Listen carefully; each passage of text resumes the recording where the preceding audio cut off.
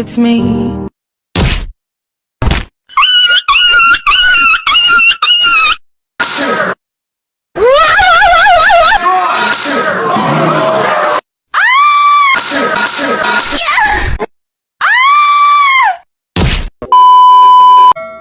Teman-teman, nilai-nilai Pancasila wajib kita ketahui dan kita laksanakan di kehidupan sehari-hari. Salah satunya yaitu nilai Pancasila dari sila keempat, yang berarti setiap warga negara Indonesia memiliki hak dan kewajiban yang sama dan juga kebebasan dan tanggung jawab terhadap masyarakat maupun Tuhan Yang Maha Esa. Baru-baru ini, negara Indonesia telah melakukan pemilihan pemimpin.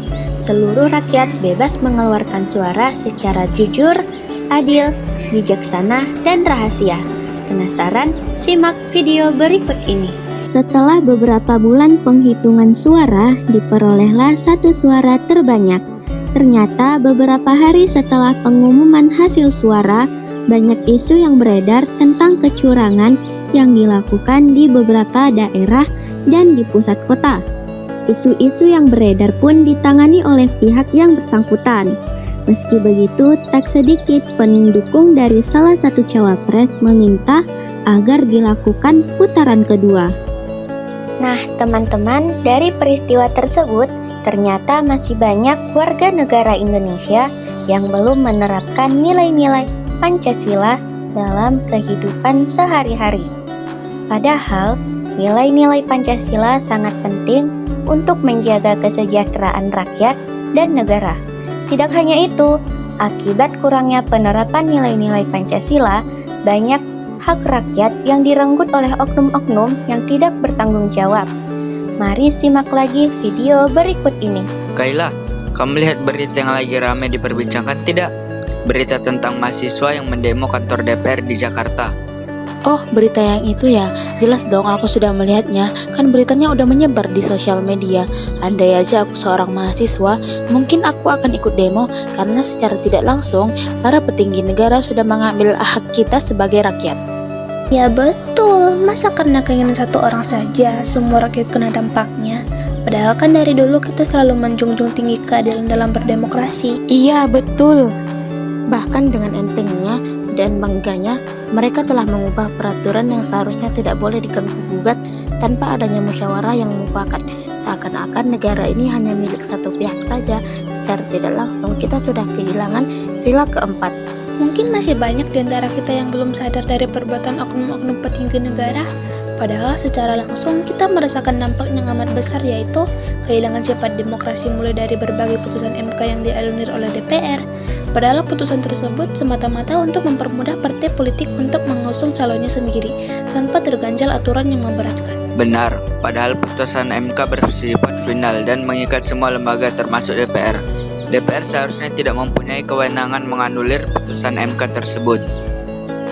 Aku setuju. Sementara fungsi utama dari DPR adalah mewakili dan menyuarakan aspirasi serta kepentingan rakyat di tingkat nasional. Dari hasil balik, DPR bukan hanya tidak sesuai dengan fungsi DPR itu sendiri, tapi juga tidak sesuai dengan putusan MK, bahkan bertentangan dengan Undang-Undang Dasar 1945 Pasal 8 Ayat 4. Undang-Undang Dasar 1945 yang menghendaki pemilihan kepala daerah yang demokratis, dan dari hasil balik tersebut juga tentu berujung dapat mengancam proses demokrasi yang sehat. Ditambah lagi, saat ini DPR dinilai amputasi suara rakyat karena anulir putusan MK. Aku dengar-dengar mereka ikut demo ke kantor DPR loh. Gimana kalau kita tanya dia apa yang sudah terjadi di sana? Boleh juga tuh. Gimana kalau kita besok pagi kita jumpain Haikal? Aku setuju, kita nggak mungkin diam aja kalau negara kita lagi dalam keadaan darurat gini. Iya, aku setuju. Kita sebagai pemuda seharusnya lebih bijak lagi dong dalam menangani masalah seperti ini. Keesokan harinya. Hei, kalian mau kemana? Loh, kami baru saja mau ke rumahmu. Mau nanya tentang demo yang di kantor DPR. Iya, Oh, itu. Sampai sekarang masih belum ada info yang jelas. Tapi yang pasti aku tidak setuju dengan DPR. Bisa-bisanya mereka anulir putusan MK. Jadi, hasil balik DPR tetap disahkan dong. parah sih. Lagian haus kekuasaan banget sih satu keluarga. sampai anak cucu aja dilibatkan dalam politik. Iya nih, mau gimana juga sifat demokrasi itu kan nggak boleh dihilangkan. Lucunya itu mereka merasa kayak nggak ada rasa bersalah gitu, padahal dampaknya ini satu negara kena woi.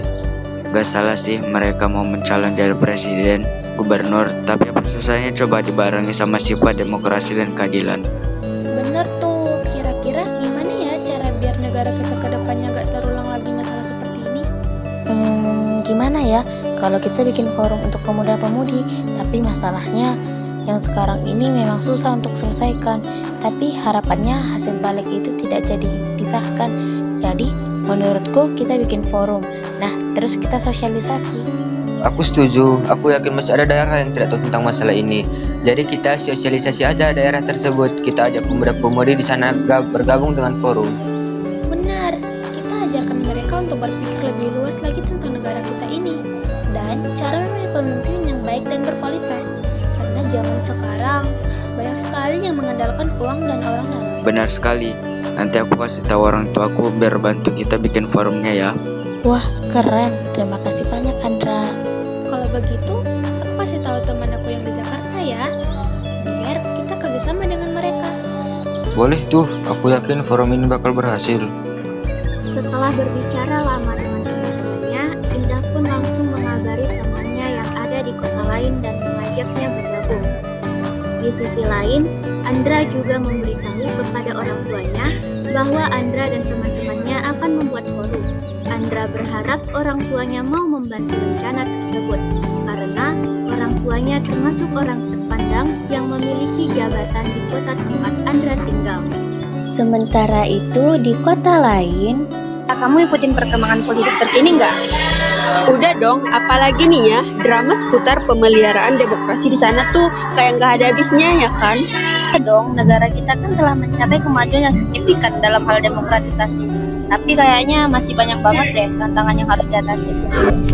Terus kamu tahu nggak, salah satu masalah yang paling besarnya itu perjuangan kita buat mastiin kalau prinsip-prinsip demokrasi itu udah ditegakin. Perhatian utamanya itu loh, meningkatnya kecenderungan otoritas. Bener tuh, bener. Harusnya nggak terjadi di antara pemerintah dan oposisi saat ini, udah nimbulin kekhawatiran kita sebagai masyarakat mengenai rapuhnya demokrasi di Indonesia. Ini tuh keseimbangan antara ngedorong reformasi sama ngejaga stabilitas. Gak cuma itu, dengan adanya perebutan kekuasaan yang lagi berlangsung sekarang, itu juga bisa jadi faktor buat ngelemahin proses demokrasi. Peran media dan masyarakat sipil dalam menjaga akuntabilitas itu penting banget loh buat jaga demokrasi. Tapi sayang banget, mereka sering ngadepin tekanan dari intimidasi. Iya sih, tapi kurangnya kebebasan dalam bermedia dan ruang bagi suara-suara yang berbeda bisa jadi ancaman demokrasi di Indonesia. Serius sih, ini situasi nantang banget. Tapi kita berharap dengan komitmen kita yang kuat terhadap nilai-nilai demokrasi, juga partisipasi masyarakat yang aktif, Indonesia pasti bisa tuh ngatasin hambatan-hambatan ini. Terus bisa deh melanjutin perjalanan menuju demokrasi yang lebih inklusif dan tangguh.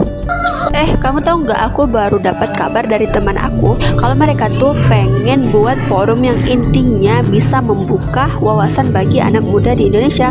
Terus mereka ngajak aku buat gabung di forum mereka. Kamu ikut nggak? Wah, boleh tuh.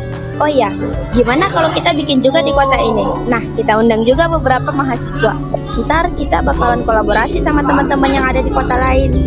Nah, gitu baru bagus. Kalau gini forumnya bisa cepat berkembang. Aku kabarin teman aku dulu ya. sepulang kuliah, Julia berniat langsung memberitahu kabar gembira kepada Indah karena teman-teman kuliahnya sangat antusias ingin mengikuti forum tersebut dan ingin ikut berkontribusi. Setelah beberapa minggu menjalankan proses pembuatan forum, akhirnya forum yang mereka rencanakan berhasil dan mereka mulai membuat agenda untuk bersosialisasi ke daerah lain dan ke kota tempat teman Indah berada. Pada akhirnya, segala agenda yang mereka buat berjalan dengan lancar. Bahkan mereka juga membuat sebuah web dan grup untuk memudahkan para pemuda-pemudi berkomunikasi dengan mereka.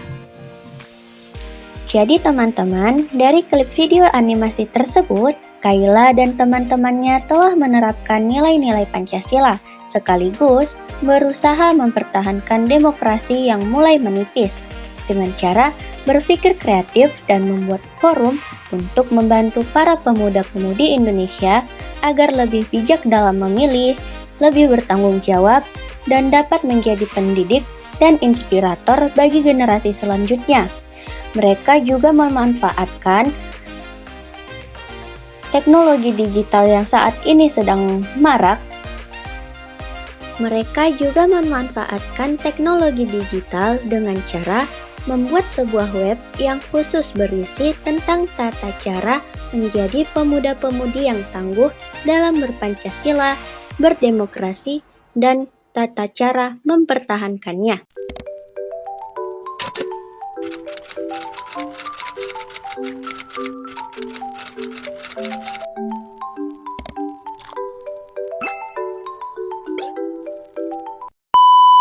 That's a brand new leg. Got a brand new friends. Got a brand new bag, hold up. That's some brand new ends, hold up. Got a brand new coupe. That's a brand new Benz. Got a brand new watch. Skeleton.